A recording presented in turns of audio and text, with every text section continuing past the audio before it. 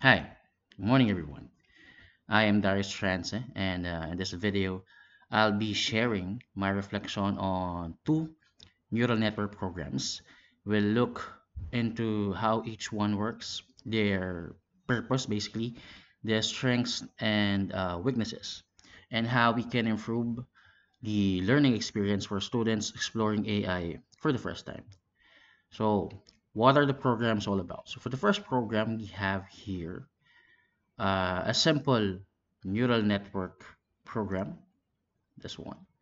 So the this program is built from scratch using only NumPy, and it manually implements the core of machine learning, basically the forward propagation, activation functions, and the back propagation. This helps us understand the inside workings of neural networks without depending on the libraries like TensorFlow or Keras, although it's used also in the program. Now, the second program was a recurrent neural network tutorial using Keras.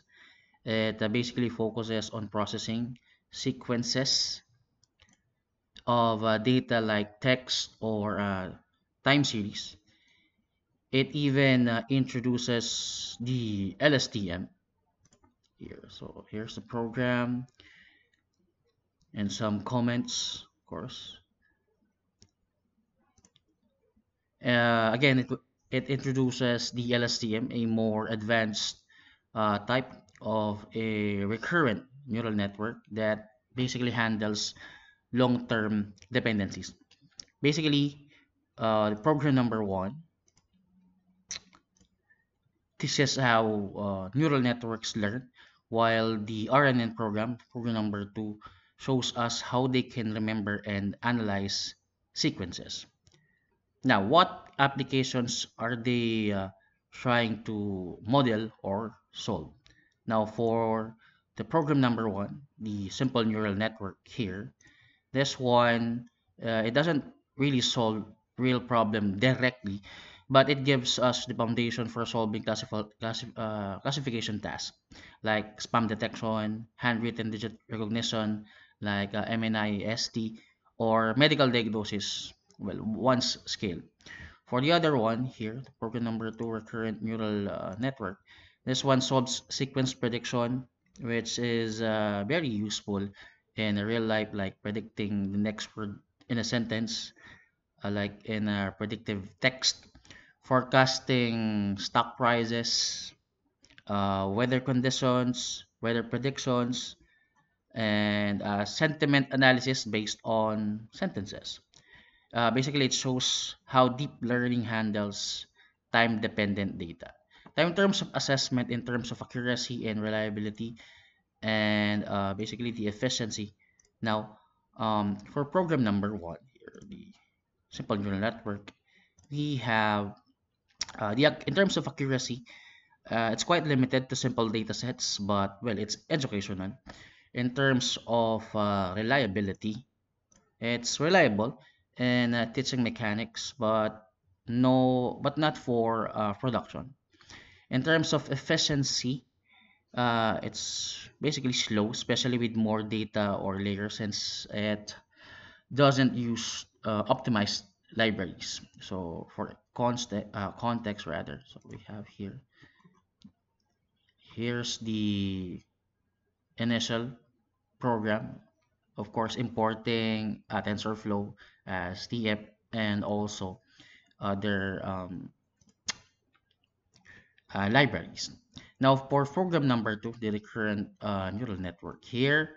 So this one, basically in terms of accuracy, it's much better because it's using Keras. Yes, it's using Keras.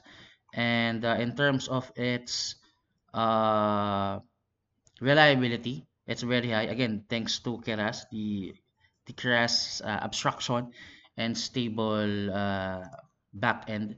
Also, in terms of efficiency, it's scalable and GPU compatible. Ideal it's very ideal for prototyping and development. Now, in terms of how we can improve the program and the activity, so might as well, there are some ways we can make the programs and the activity more engaging for everyone. So we could basically add interactivity. So let's, students or basically practitioners pick parameters like learning rate or hidden layers and see real-time results. We can do also gamifying the learning. Well, create challenges. Let's say, for example, who can build the best model with the least loss. We can also use this for, I mean, we can improve this rather, use visual aids like tensor boards or animated charts to show how the network learns. We can also create beginner-friendly versions using Google Colab. So I usually use Google Colab with guided cells and comments. And lastly, we can also use data sets that's, users or basically students can relate to, like predicting grades, engagement on social media, let's say, for example, YouTube, or mobile phone usage patterns. So basically, activities like this will help users or students move from curiosity to competencies, to competence rather, and neural net. Now, as we go forward on this one, so let's just check, scan the program rather.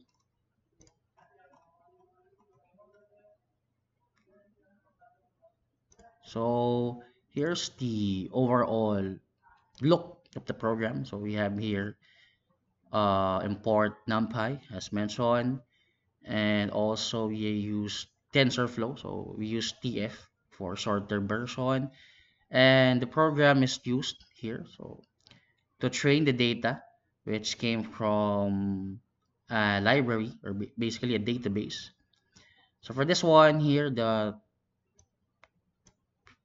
section here, this now based on the comments. So assuming DF is your data frame and make sure your data column as commented is properly converted to the date time. So this is the data frame. Again, the month, the day, and the year. Of course, this is used for the weather prediction. So you have here the season, the temperature, the wind feature. Here, this is the wind feature, the humidity, and the, of course, cloud temperature, and the temperature trends, of course, and so on and so forth. So as we see here, this is used to basically train the data, and this is used to uh, for the graphing part. So for the plotting part, so on the X component, we have here the rainfall, data drops, and on the Y components, we have the um, rainfall. Now, on this part, we have here the model, which is using ReLU and Sigmoid.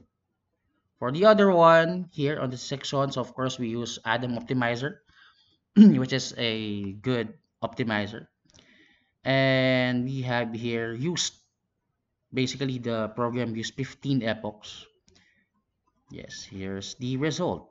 Now for the other one, we have the RNN, RNN tutorial. So here is the look up the program. So we have here the first part, of course, importing of important libraries. Here, the training of the data sets, and also on this section, yes, we're training the data sets here. Again, this is used for the plotting, and as you can see here, this is the look of the data. Now, to end this video, I would like to share to you my thoughts on the program. So I guess this two programs are very helpful for beginners, users, or students. So as mentioned, this could be improved by adding interactivity, gamifying learning, adding visual aids, using real data sets, and of course, simplifying the starter kits. So I do hope you have learned something from my video today. And once again, thank you very much.